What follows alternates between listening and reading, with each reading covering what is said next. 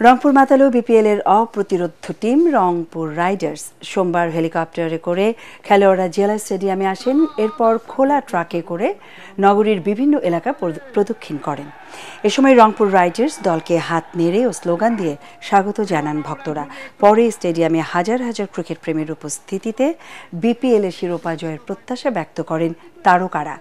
অনুষ্ঠানে রংপুর রাইডার্সের captain Nurul Hasan Sohan, Soumya Sarkar, Nahid Rana, Saifuddin, Khushdil Shah, Kamrul Hasan Rabbi, Stephen Taylor, coach Mickey Arthur, Ashraful এবং রংপুর রাইডার্সের টিম ডিরেক্টর শানিয়ান তানিম উপস্থিত ছিলেন।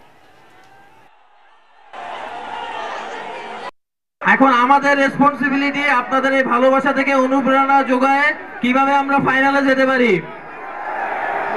আর ইনশাল্লাহ কথা দিলাম আপনাদের এই অনুপ্রেরণা আমরা ফাইনাল খেলবো এবং ট্রফি জিতে আবার ইনশাল্লাহ আসবো এখানে।